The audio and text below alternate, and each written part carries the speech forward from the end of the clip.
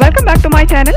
ഞാൻ രജനി അറ്റ് കിച്ചണിലേക്ക് എല്ലാവർക്കും സ്വാഗതം. ഇടിഞ്ചക്ക സാമ്പാർ എന്ന് പരീക്ഷിച്ചാലോ? ഒരു അടിപൊളി സാമ്പാർ തന്നെയാണ്. ചോറിനും ഇഡ്ഡലി, ദോശ അങ്ങനെ എല്ലാ നമ്മുടെ നാടൻ ഐറ്റംസിനോട് കൂടെ കഴിക്കാൻ പറ്റുന്ന ഒരു സാമ്പാർ തന്നെയാണ്. ഇൻഗ്രീഡിയൻസ് ഒക്കെ ബാക്കിയെല്ലാം നമുക്ക് ഒരുപോലെ തന്നെയാണ്. ഇടിയഞ്ചക്ക വേണമെന്ന് മാത്രമേ ഉള്ളൂ. ഇടിഞ്ചക്ക എല്ലാവർക്കും ഇഷ്ടമുള്ള ഒരു ഐറ്റം തന്നെയല്ലേ. അപ്പോൾ ഇപ്പം നമുക്ക് സുലഭമായി കിട്ടുന്ന നമ്മുടെ ഇടിയഞ്ചക്ക വെച്ചിട്ട് നമുക്ക് സാമ്പാർ ഉണ്ടാക്കാം. പരിപ്പ് ഓൾറെഡി വേവിച്ച് വയ്ക്കുക.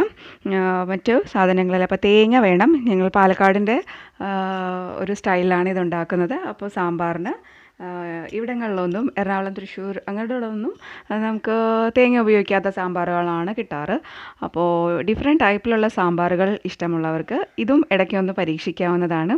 ഒരിക്കലും ഉണ്ടാക്കി നോക്കിക്കഴിഞ്ഞാൽ തീർച്ചയായും ഇത് വീണ്ടും വീണ്ടും പരീക്ഷിക്കാൻ തോന്നും. അപ്പോൾ അതിൻ്റെ പശയും അതിൽ നിന്ന് പാല് വരും. ആ പാല് കുറച്ച് നേരം ഇങ്ങനെ നമ്മൾ പൊളിച്ച് രണ്ടാക്കി വെച്ച് കഴിയുമ്പോൾ അതിങ്ങനെ ഒലിച്ച് പോകും. അതിനെ അനുവദിക്കുക. എന്നതിന് ശേഷം ഒരു ടിഷ്യൂ പേപ്പർ കൊണ്ടോ ഒരു തുണി കൊണ്ടോ നമ്മൾക്ക് ആ പശയെല്ലാം എടുത്ത് മാറ്റാവുന്നതാണ്. എന്നിട്ട് കയ്യിൽ നല്ലവണ്ണം വെളിച്ചെണ്ണ തൂവുക. വെളിച്ചെണ്ണ തന്നെ ഉപയോഗിക്കുകയാണ് നല്ലത്. അപ്പോൾ ഞാൻ ആ ചക്കയുടെ മുറിച്ച് വെച്ച ഭാഗങ്ങളിലും അത് ഒത്തിരി കറുപ്പ് കളറ് കൂടി വരാതിരിക്കാൻ വേണ്ടിയിട്ടാണ് ഞാൻ എണ്ണ അതിൽ പുരട്ടിയത്. അതേപോലെ കത്തിയിലുള്ള പശയും ഒന്ന് മാറ്റിയതിന് ശേഷം അതിലും വെളിച്ചെണ്ണയും പുരട്ടുക.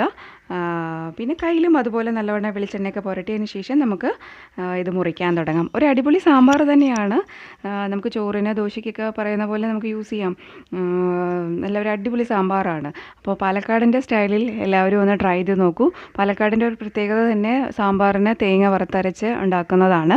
അത് ഏത് സാമ്പാർ ഉണ്ടാക്കുകയാണെങ്കിലും ഞങ്ങൾ ഇങ്ങനെ വറുത്തരച്ച സാമ്പാർ തന്നെയാണ് ഉണ്ടാക്കാറ്. അല്ലാതെ വരുന്നതെല്ലാം ഞങ്ങൾ പുളിങ്കറി എന്നാണ് പറയുക.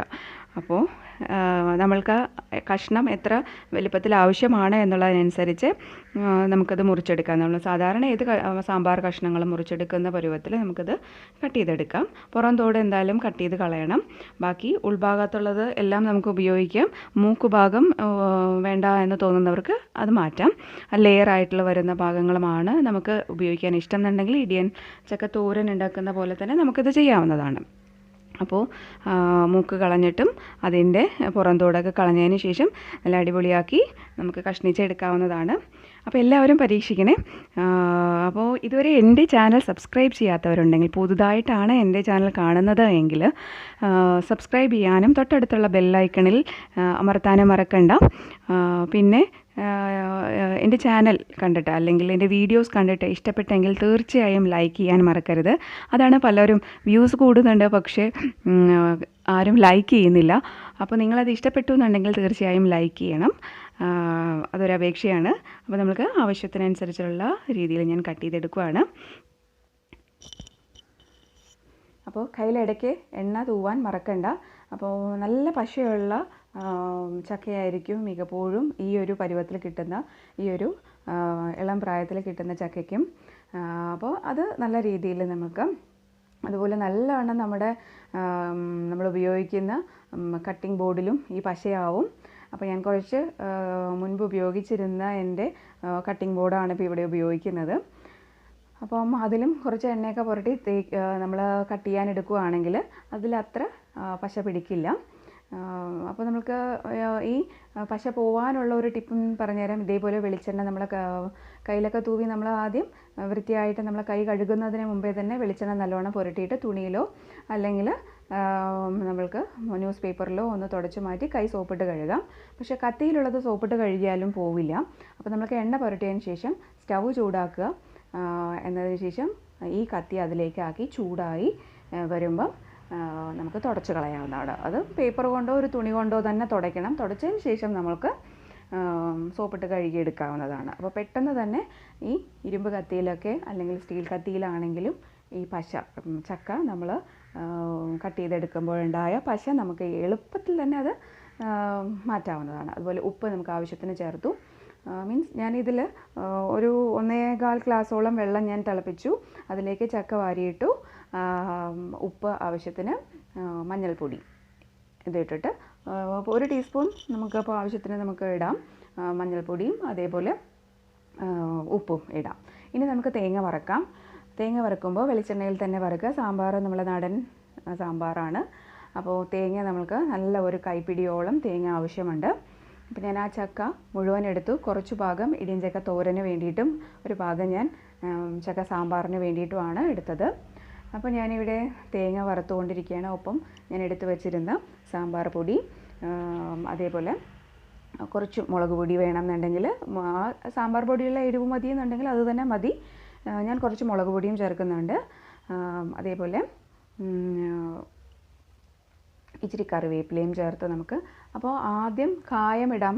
ചിലവർക്ക് കായപ്പൊടി ആയതുകൊണ്ട് ഈ സ്റ്റേജിൽ നമുക്ക് നമ്മുടെ തേങ്ങ ചുമന്ന് വരുന്ന പരുവത്തിലെത്തുമ്പോൾ നമുക്ക് കായപ്പൊടി ഇടാവുന്നതാണ്. അല്ലാന്നുണ്ടെങ്കിൽ വെളിച്ചെണ്ണ ചൂടായി വരുമ്പോൾ തന്നെ നമുക്ക് കുറച്ച് കായപ്പൊടി ഇട്ടിട്ട് കരിയാതെ തന്നെ നമുക്ക് തേങ്ങ ഇടുക.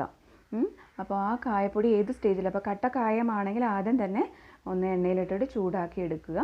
മാറ്റിയതിന് ശേഷം നമുക്ക് വേണമെങ്കിൽ പുളി നമ്മൾ ഒഴിക്കുന്ന വെള്ളത്തിലോ അല്ലെങ്കിൽ സാധാരണ കുറച്ച് വെള്ളത്തിലോ ഇട്ട് വെച്ചാൽ നല്ലവണ്ണം അത് അലിഞ്ഞ് കിട്ടും. മിക്സിയിലോട്ടിട്ടിട്ട് അരച്ചെടുക്കണം എന്നൊന്നും ഇല്ല.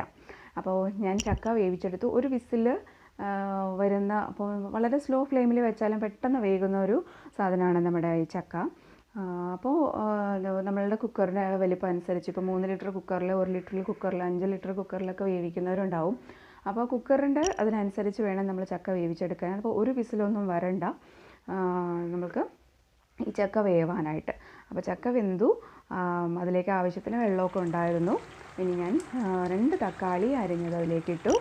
പരിപ്പ് ഞാൻ വേവിച്ച് വെച്ചിട്ടുണ്ടായിരുന്നു. നല്ല ഉടച്ച് തന്നെ പരിപ്പ് വേവിച്ചെടുക്കുക. പരിപ്പ് അതിലുണ്ടെന്ന് തന്നെ സാമ്പാറിലിട്ടിട്ടുണ്ട് എന്ന് തന്നെ അറിയേണ്ട. അപ്പോൾ നല്ലവണ്ണം ഉടഞ്ഞിരിക്കുന്ന സാമ്പാറിൻ്റെ പരിപ്പ് നമ്മളെടുക്കുക. ഞാൻ തുവരപ്പരിപ്പാണ് ഇതിൽ ഉപയോഗിക്കുന്നത്.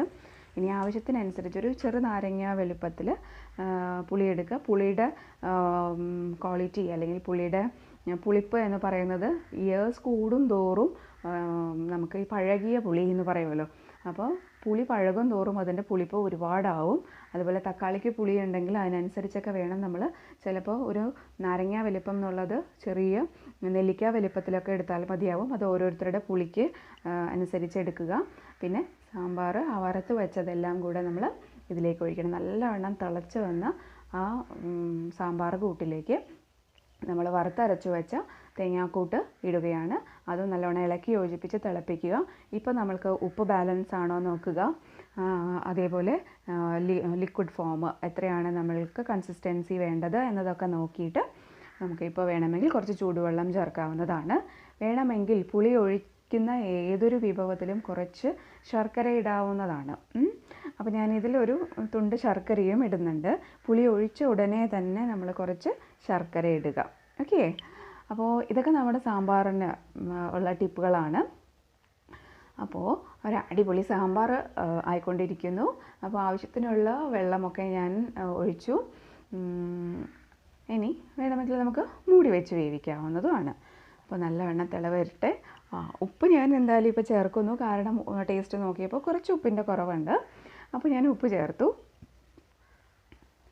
അപ്പോൾ ശർക്കര കയ്യിലില്ല എന്നുള്ളത് കൊണ്ട് അത് ഒരു കുറവായി തോന്നണ്ട. കുറച്ച് പഞ്ചസാര ചേർത്താലും മതി. ഒരു 1/4 ടീസ്പൂണോ 1/2 ടീസ്പൂണോ വീതം പഞ്ചസാര ചേർക്കാം. അപ്പോൾ ഒരു അടിപൊളി ടേസ്റ്റാണ്. നമ്മൾക്ക് ആ പുളിപ്പ്, എരിവ് ഇതൊക്കെ ബാലൻസ് ചെയ്യാൻ ഈ ശർക്കര ഹെൽപ്പ് ചെയ്യും. ശർക്കരയാണ് ഞാൻ കൂടുതൽ പ്രിഫർ ചെയ്യുന്നത്. അപ്പോൾ ആ ശർക്കര ഇടുമ്പോൾ പുളി ഒഴിച്ച ഏത് വിഭവത്തിലും കുറച്ചൊരു തുണ്ട് ശർക്കര ഇടുമ്പോൾ ഒരു എക്സ്ട്രാ ഒരു ടേസ്റ്റാണ്. രസം അതുപോലെയുള്ള ഐറ്റംസിലൊക്കെ നമുക്ക് ഇച്ചിരി ശർക്കര ചേർക്കാവുന്നതാണ്. അപ്പോൾ തിളച്ച് വരുന്നുണ്ട്, ശർക്കര ചേർക്കുവാണ്. എന്നിട്ട് ഞാൻ മൂടി വയ്ക്കുവാണ്. അപ്പോൾ നല്ലവണ്ണം തിളച്ച് വരട്ടെ. ഒരു ചെറിയൊരു കഷ്ണം ശർക്കരയെ ചേർത്തിട്ടുള്ളൂ. അപ്പോൾ ഞാൻ വെല്ലമാണ് ഉപയോഗിക്കുന്നത്. കരിപ്പെട്ടി ഇതിൽ ഉപയോഗിക്കരുത്. ഉണ്ട ശർക്കരയിൽ നിന്നും കുറച്ചെടുത്തിട്ട് നമുക്ക് വേണമെങ്കിൽ ചേർക്കാം. അതല്ലാന്നുണ്ടെങ്കിൽ അച്ച് ശർക്കര വാങ്ങാൻ കിട്ടുന്ന ശർക്കരയിൽ നിന്ന്, വെല്ലം എന്നാണ് ഞങ്ങൾ പറയുക, ആ വെല്ലത്തിൽ നിന്ന് ഒരു ചെറിയൊരു തുണ്ടാണ് ഞാൻ ഇട്ടത്. അപ്പോൾ നല്ലവണ്ണം കറി തിളച്ചിട്ടുണ്ട്. ഇപ്പോൾ ഉപ്പൊക്കെ നല്ലവണ്ണം ബാലൻസായി. പുളി ആവശ്യത്തിന് തന്നെ ഉള്ളൂ. അപ്പോൾ ഒരു നെല്ലിക്ക വലുപ്പത്തിലുള്ള പുളി മതി. ഓക്കെ, അപ്പോൾ അത്യാവശ്യം ഈ തക്കാളിക്ക് പുളി ഉണ്ടായിരുന്നു. ഇപ്പോൾ എല്ലാം ബാലൻസ് ആയിട്ടുണ്ട്. അപ്പോൾ തീർച്ചയായും എല്ലാവരും ട്രൈ ചെയ്ത് നോക്കൂ. ഒരു അടിപൊളി സാമ്പാർ തന്നെയാണ്. പിന്നെ ഇതിൽ നമ്മൾ മിക്കപ്പോഴും സാമ്പാർ ഉണ്ടാക്കുമ്പോൾ ഞാനിപ്പോൾ ഈ എറണാകുളം സൈഡൊക്കെ കണ്ടിട്ടുള്ളത് ആദ്യം തന്നെ കടുക്, ചിലപ്പോൾ ഉലുവ അല്ലെങ്കിൽ വറ്റൽമുളക് ഇതെല്ലാം കടുക് പൊട്ടിക്കുമ്പോൾ കറിവേപ്പിലയൊക്കെ ഇട്ട് അതിലേക്ക് സാമ്പാർ കഷ്ണങ്ങളും പരിപ്പും വേവിച്ചത് ഇട്ടിട്ട് സാമ്പാർ പൊടിയൊക്കെ മിക്സ് ചെയ്തിട്ടാണ് ഉണ്ടാക്കുന്നത് കാണുന്നത്. അപ്പോൾ പാലക്കാട് സ്റ്റൈലിൽ എന്ന് പറഞ്ഞാൽ ഇതെല്ലാം തിളപ്പിച്ചെടുത്തതിന് ശേഷം അവസാനം മാത്രമേ കടുക് വറുത്ത് ഇടാറുള്ളൂ. അത് പ്രത്യേക ഒരു ടേസ്റ്റ് തന്നെയാണ്. അത് പാലക്കാട് സ്റ്റൈലിലുള്ള സാമ്പാറിൽ മാത്രമാണെന്ന് തോന്നുന്നു അങ്ങനെ അവസാനം വറവിടുന്നത്. അപ്പോൾ മിക്ക കറികളും നോക്കിക്കഴിഞ്ഞാൽ അങ്ങനെ തന്നെയാണ് പാലക്കാടിൻ്റെ സ്റ്റൈല്. അപ്പോൾ വെളിച്ചെണ്ണ ഒരു 3-4 ടീസ്പൂൺ ഒഴിക്കുക. അതിലേക്ക് ഒരു ടീസ്പൂൺ ഫുള്ളായിട്ട് തന്നെ കടുകിടുക. പിന്നെ വേറെ വറ്റൽമുളക് ഉലുവയൊന്നും ചേർക്കുന്നില്ല. വറ്റൽമുളക് വേണമെങ്കിൽ ചേർക്കാം, പക്ഷേ നിർബന്ധം തന്നെ ഇല്ല. കടുക് കറിവേപ്പില മാത്രം നമ്മൾക്ക് താളിച്ചാൽ മതി. അപ്പോൾ കടുക് പൊട്ടി വരുമ്പോൾ എപ്പോഴും പറയുന്ന പോലെ അടച്ചു വെച്ച് ഒന്ന് മൂടി വെച്ച് മാത്രം നമുക്ക് കടുക് പൊട്ടിക്കാം. ഇനി കറിവേപ്പിലയാണ് നമ്മൾക്ക് ചേർക്കാനുള്ളത്. അതിലൊരു 2-3 തണ്ട് കറിവേപ്പില നമുക്ക് ചേർക്കാവുന്നതാണ്. അത് നല്ലൊരു ഫ്ലേവറാണ് സാമ്പാറിന്. നമ്മൾ ഓൾറെഡി നമ്മൾ തേങ്ങ വറക്കുമ്പോഴും നമ്മൾ കറിവേപ്പില ചേർത്തിട്ടുണ്ട്. അപ്പോൾ കടുക് നല്ലോണം പൊട്ടി വരുന്നു. അപ്പോൾ ഇച്ചിരി കറിവേപ്പിലയും ചേർക്കുക. അപ്പോൾ കറിവേപ്പില വെള്ളമായി ഉണ്ടെങ്കിൽ പൊട്ടിത്തെറിക്കും. അപ്പോൾ നമ്മുടെ കടുകുമൊക്കെ പുറത്തേക്ക് ചാടും. അപ്പോൾ അടച്ചു വെച്ച് തന്നെ ഒന്ന് കടുക് കറിവേപ്പിലയൊക്കെ നമുക്ക് പൊട്ടിച്ചെടുക്കാവുന്നതാണ്. അപ്പോൾ വെറൈറ്റി ഓഫ് സാമ്പാറുകളുണ്ടല്ലേ. ഓരോ ഭാഗങ്ങളിലും നമ്മൾക്ക് കേരളത്തിൽ തന്നെ നോക്കിയാൽ വിവിധ തരത്തിലുള്ള സാമ്പാറുകൾ, പുളിങ്കറികൾ അങ്ങനെ ഉണ്ട്. അപ്പോൾ നമുക്ക് തീർച്ചയായും നമ്മുടെ പാലക്കാടൻ സ്റ്റൈലിലുള്ളത് എല്ലാവരും പരീക്ഷിക്കൂ. ഇടിഞ്ചക്ക സാമ്പാർ തന്നെ ആവട്ടെ, ഇത്തവണ വിഷുവിന് സ്പെഷ്യലായിട്ട് നിങ്ങൾ ഉണ്ടാക്കുന്ന ഒരു സാമ്പാർ വീട്ടിലെല്ലാവർക്കും ഉണ്ടാക്കി കൊടുക്കൂ. തീർച്ചയായും ഇഷ്ടമാവും. അപ്പോഴത്തേക്ക് വിഷുവൊക്കെ ആകുമ്പോഴത്തേക്ക് ഇടിയഞ്ചക്ക കിട്ടി അതിൻ്റെ ഒരു സീസണൊക്കെ കഴിയുമോ എന്നെനിക്കറിയില്ല. ഇനി പച്ച മല്ലിയില നല്ലവണ്ണം കഴുകി വൃത്തിയാക്കിയിട്ട് ഒരു പിടി മല്ലിയിലയും കൂടി ഇടുക. കടുക് താളിച്ചതിനെയും അതിലേക്ക് ഇടുക. ഓക്കെ, എന്നതിന് ശേഷം മൂടി വയ്ക്കുക. ഇളക്കിയാലും കുഴപ്പമില്ല, ഇളക്കിയതിന് ശേഷം വേണമെങ്കിൽ മൂടി വയ്ക്കാം. അപ്പോൾ അതിൻ്റെ ഫ്ലേവറൊക്കെ നല്ലോണം ഇറങ്ങിയതിന് ശേഷം മല്ലിയിലയുടെ ആ ഒരു എസൻസൊക്കെ അതിലേക്ക് ഇറങ്ങിയതിന് ശേഷം ഇഷ്ടമില്ലാത്തവർക്ക് അത് മാറ്റിയിടാം. അതല്ലാത്തവർക്ക് അതും കൂടെ ചോറ് വിളമ്പുമ്പോൾ ഉപയോഗിക്കാവുന്നതാണ്. ഇപ്പോൾ തീരെ ഇഷ്ടമില്ലാത്തവർക്ക് മല്ലിയില തീരെ ഇഷ്ടമില്ലാത്തവർക്ക് ഈ സ്റ്റേജിൽ നമുക്ക് മല്ലിയില ഇട്ട് അതൊന്ന് മാറ്റിയെടുക്കാവുന്നതുമാണ്. അപ്പോൾ ഒരു അടിപൊളി സാമ്പാർ റെഡിയായി. എല്ലാവരും ഉണ്ടാക്കി നോക്കില്ലേ. പെട്ടെന്ന് തന്നെ പോയി ഇടിയഞ്ചക്ക ഒന്ന് സംഘടിപ്പിക്കുക, ഈ സാമ്പാർ ഒന്ന് ഉണ്ടാക്കുക. Okay, see you on next video.